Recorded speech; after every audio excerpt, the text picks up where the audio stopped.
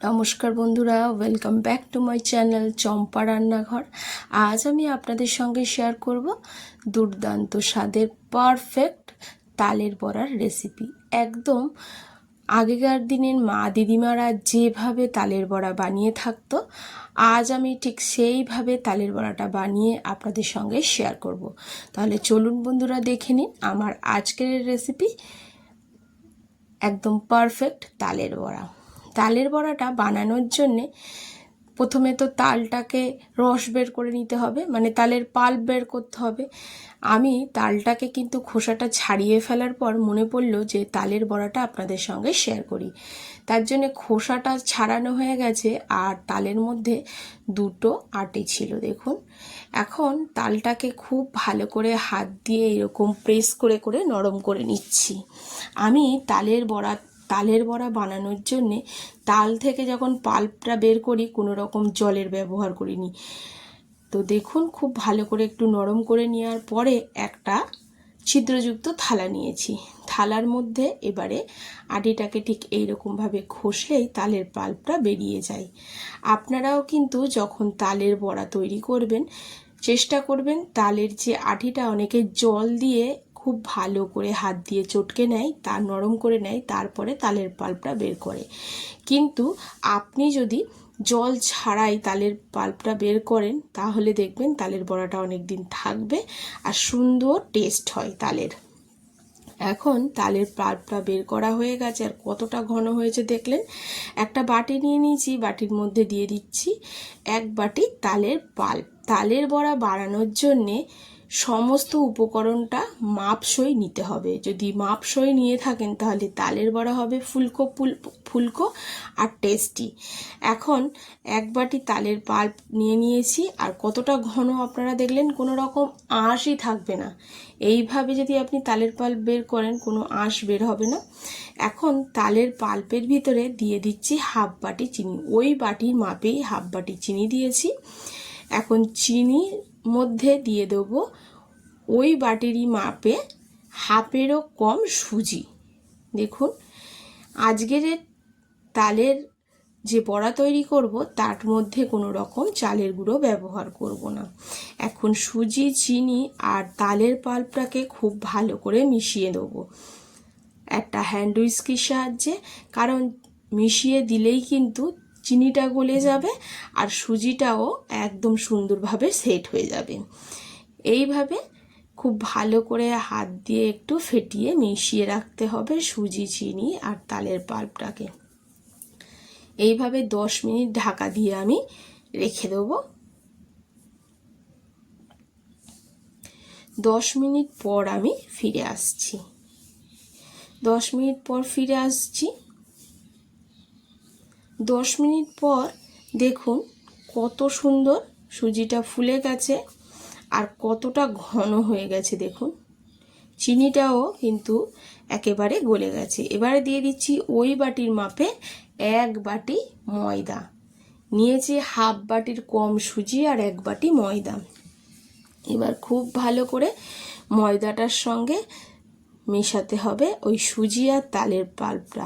মাথায় রাখবেন এখানে কিন্তু কোনো রকম জল ব্যবহার করবেন না, যেহেতু চিনিটা গলে গেছে তার জন্যে কিন্তু ব্যাটারটা একেবারে পারফেক্ট হবে, কোনো রকম জলের ব্যবহার করতে হবে না। তবে বন্ধুরা, এখানে যদি জলের ব্যবহার করেন আপনার তালের বড়া কিন্তু খুব বেশি দিন থাকবে না। আর জল ছাড়া যদি আপনি তালের পাল্পটা বের করে এই বড়াটা তৈরি করেন দেখবেন তালের বড়াটা কিন্তু বেশ সপ্তাহখানেক থেকে যাবে। এবারে এর মধ্যে দিয়ে দিচ্ছি কিছুটা নারকেল কোড়া, তবে আপনাদের যদি অসুবিধা হয় আপনারা নাও দিতে পারেন। তা নারকেল কোড়াটাকে দিয়ে খুব ভালো করে ব্যাটারটাকে ফেটাতে হবে। হাত দিয়ে ঠিক এরমভাবে ফেটালে ময়দাটা বেশ ফ্লাফি হবে আর তালের বড়াগুলো কিন্তু হবে ফুলকো ফুলকো।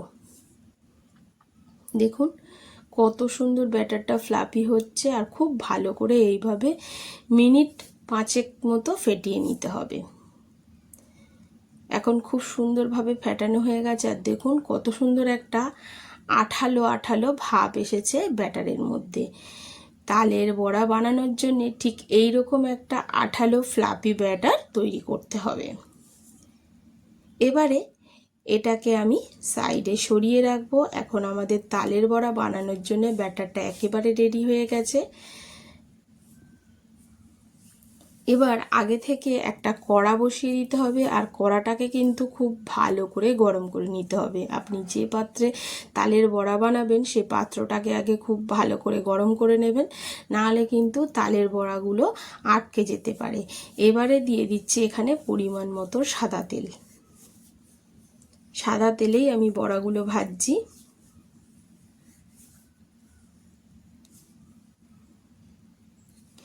এবারে দেখুন বন্ধুরা, খুব সুন্দরভাবে তেলটা গরম হয়ে গেছে। তেলটাকে খুব ভালো করে হাই ফ্লেমে গরম করে গ্যাসের ফ্লেমটাকে মিডিয়ামে রাখতে হবে। এবার ছোট ছোট বড়ার আকারে আমি তেলের মধ্যে তালের বড়াগুলো দিয়ে দিচ্ছি। একদম ছোট ছোট দেবো, দেখবেন পরে এগুলো বেশ ফুলকো ফুলকো হয়ে উঠবে। যে কটা ধরবে সে কটাই এখানে আমি দিয়ে দেবো। প্লিজ বন্ধুরা, প্রথম থেকে শেষ পর্যন্ত ভিডিওটি যদি আপনি না দেখেন তাহলে বুঝতে পারবেন না আমি কিভাবে বড়াটা বানিয়েছি। ছোট ছোট টিপস যদি আপনি মিস করেন তাহলে আপনার তালের বড়া হয়তো খুব ভালো হবে না।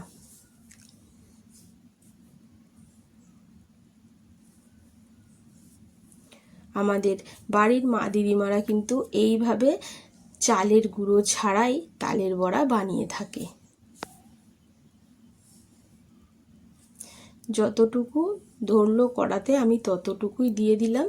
এবারে এগুলোকে একটু 2 থেকে 3 মিনিট হতে দেবো মিডিয়াম ফ্লেমে। এবার আস্তে আস্তে নাড়াচাড়া করে এগুলোকে হালকা লালচে করে ভেজে নেবো। দেখুন বন্ধুরা, ফুলকো ফুলকো হয়েছে কিনা আপনারা নিজেরাই দেখে বলুন। কত সুন্দর ফুলে উঠেছে দেখুন তালের বড়াগুলো। এবারে নাড়াচাড়া করে এগুলো একটু লালচে করে ভেজে নিতে হবে। এখন দেখুন কত সুন্দর লাল হয়ে ভাজা হয়ে গেছে। এগুলোকে তুলে নেব। এইভাবে সমস্ত বড়াগুলোকে ভেজে নিয়ে আমি চলে আসছি। একদম বড়াগুলো হবে ভিতর দিয়ে সফট আর নরম, আর উপর হবে একদম মচমচে। দেখুন সমস্ত বড়াগুলো ভাজা হয়ে গেছে। এখন আমি তুলে নিচ্ছি। বড়াগুলো কতটা সুন্দর হয়েছে আপনারা নিশ্চয়ই দেখতে পাচ্ছেন।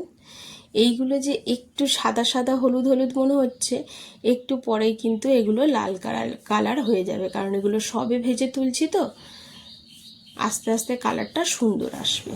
দেখুন এবার একটা আপনাদের সামনে দিয়ে দেখিয়ে দিচ্ছি। প্রচণ্ড গরম আছে বন্ধুরা, কতটা সফট হয়েছে দেখুন। এত গরম যে আমি ভেঙেও দেখাতে পাচ্ছি না কতটা সফট এগুলো। আশা করছি আজকের আমার রেসিপি আপনাদের ভালো লেগেছে। যদি ভালো লাগে অবশ্যই একটা লাইক করবেন, শেয়ার করবেন, আর কমেন্ট করে জানাতে ভুলবেন না আপনি কোথা থেকে দেখবেন।